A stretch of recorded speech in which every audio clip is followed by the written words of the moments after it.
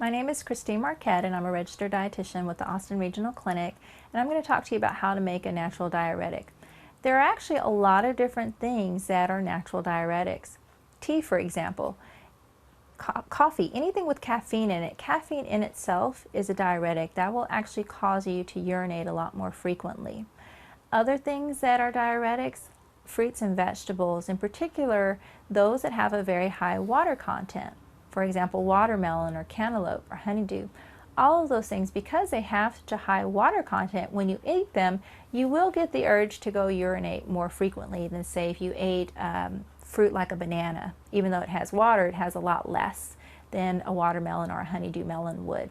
A few other things that have been used herbally: dandelion, ginger, and fenugreek. Those are also herbs that have been used for many years as diuretics. One of the reasons that people use diuretics are to help lower blood pressure, or for people that suffer from edema, that's basically fluid retention.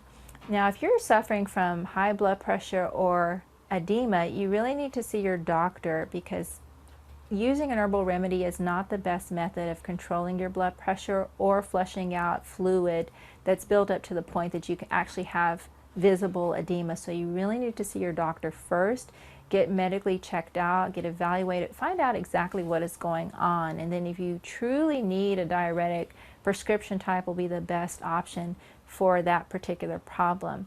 If you're just looking to basically make sure that you are flushing things out of your systems, it's perfectly fine to use water, an occasional glass of tea, lots of fruits. Those are all good healthy things, but again, that's just for normal amounts of urination. You don't want to overdose on any of those things to try to control blood pressure or to relieve pitting edema.